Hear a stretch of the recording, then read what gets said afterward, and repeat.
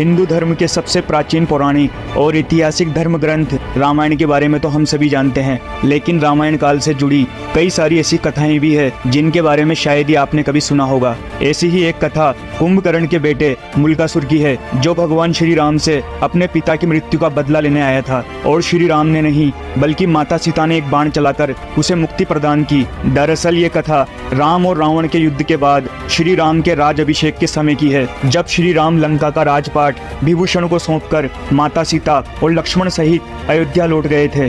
तभी भगवान श्री राम की राज्यसभा में विभीषण पहुंच गए। विभीषण डर से कंपकपा रहे थे और बहुत भयभीत होकर हड़बड़ी में लगे हुए थे। सभा में प्रवेश करते ही वो भगवान श्री राम की वंदना करते हुए उनसे अपने प्राणों को बचाने की प्रार्थना करने लगे। वो कहने लगे, हे प्रभु श्री राम, मुझे मुल्कासुर से बचाइए। लंका में कुंभकर्ण का बेटा मुल्कासुर आफत ढा रहा है और ना तो वो लंका को छोड़ेगा और ना ही उनके जीवन और उनके राजपाट को छोड़ेगा। भगवान श्री राम विभीषण की परेशानी देखकर चिंतित हो गए और उन्हें धैर्य रखने को कहा। शांत होने पर विभीषण ने श्री राम को पूरी बात बताई और कहा कि प्रभु, आपने युद्ध में रावण सहित सभी राक्षसों का वध तो कर दिया, लेकिन कुंभकर्ण का एक बेटा अभी भी जीवित है। ये बहुत ही अशोक मूल नक्षत्र में पैदा हुआ था, इसीलिए उसका नाम मुल्कासुर रखा गया। मुल्कासुर के पैदा होते ही कुंभकर्ण उसे मारना चाहता था, लेकिन रावण के समझाने पर उसने अपने इस पुत्र को अशुभ मानकर घने जंगलों में छोड़ दिया। मुल्कासुर का पालन पोषण उस जंगल में ही हुआ। मुल्कासुर जब बड़ा हुआ तो उसने कठोर तप करके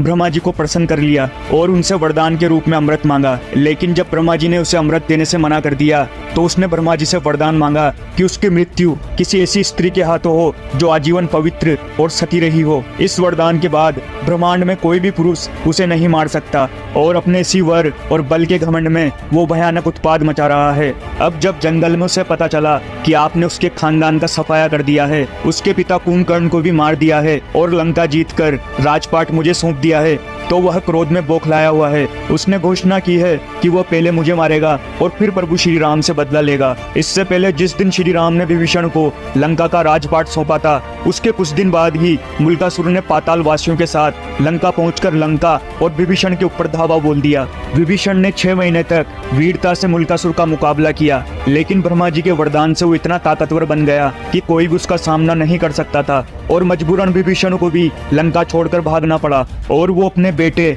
मंत्रियों और स्त्रियों के साथ किसी प्रकार सुरंग के जरिए भागकर भगवान श्री राम के पास मदद के लिए आ गया। मुल्कासुर ने लंका में धावा बोलते समय घोषणा की थी कि वो सबसे पहले धोखेबाज विभीषण को मारेगा और फिर उसके बाद अपने पिता की हत्या का बदला भगवान श्री राम से लेगा। जिसके बाद लंका में विभीषण को ना देखकर मुल्कासुर ने अयोध्या आने की ठान ली थी। अब लंका और अयोध्या दोनों खतरे में थी, तो ऐसे में श्री राम तत्काल ही हनुमान जी और लक्ष्मण जी सहित सेना लेकर पुष्पक विमान पर सवार होकर लंका की ओर गए। श्री राम के लंका पहुंचते ही मुल्कासुर ने अपनी सेना को लेकर उन पर धावा बोल दिया। लगातार 7 दिनों के भयानक युद्ध के बाद भी कोई परिणाम ना निकला और मुल्कासुर अकेले ही भगवान श्री राम की सेना पर भारी पड़ रहा था। मुल्कासुर को ना ही भगवान श्री राम हरा पाए, ना ही लक्ष्मण और ना ही हनुमान जी। मुल्कासुर को हरा पाना बेहद ही मुश्किल होता जा रहा था। युद्ध का नतीजा अपने पक्ष में जाता ना देखकर भगवान चिंता में थे। विभीषण के जरिए भगवान श्री राम को पता चला कि मुल्कासुर इस समय तंत्र साधना करके गुफा में गया हुआ है और उसी समय ब्रह्मा जी ने वहां आकर श्री राम को यह भी बताया कि उन्होंने मुल्कासुर को स्त्री के हाथों मरने का वरदान दिया है, तो वो खुद उसे नहीं मार सकते।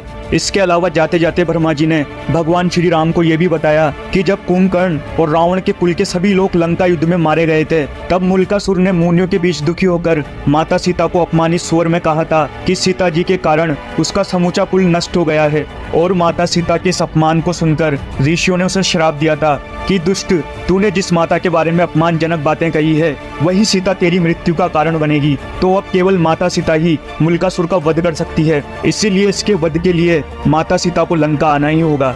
ये जानकर मर्यादा पुरुषोत्तम भगवान श्री राम ने हनुमान जी और गरुड़ को तुरंत ही पुष्पक विमान के साथ सीता जी को लेने भेजा। पति के संदेश को सुनकर सीता जी तुरंत चल दी और भगवान श्री राम की आज्ञा से माता सीता के शरीर से एक दूसरी तामसी शक्ति निकल पड़ी, जिसकी आवाज बड़ी ही भयानक थी। ये छाया सीता चंडी के भेष में लंका की ओर चल पड़ी। वहीं श्री राम के कहने पर उनकी वानर सेना ने मुल्कासुर की गुप्त गुफा में जाकर उसकी तांत्रिक सिद्धियों को तहस नहस कर दिया। यह देखकर क्रोध में तमतमाया हुआ मुल्कासुर दांत कटकटाता हुआ युद्ध के मैदान में आ गया और युद्ध के मैदान में माता सीता की छाया चंडी सीता को देखकर गरज कर कहने लगा कि वो औरतों पर मर्दानगी नहीं दिखाता है, तुम यहाँ से भाग जाओ। तब माता सीता ने उसे ललकारते हुए कहा कि मैं तेरी मौत हूँ। ऐसा कहकर माता सीता और मुल्कासुर आपस में घनघोर युद्ध करने लगे। मुल्कासुर और माता सीता आपस में कई सारे दिव्यास्त्रों को एक दूसरे पर छोड़ रहे थे और एक दूसरे के दिव्यास्त्रों को लगातार काटते जा रहे थे। ये युद्ध बहुत ही लंबे समय तक चलता रहा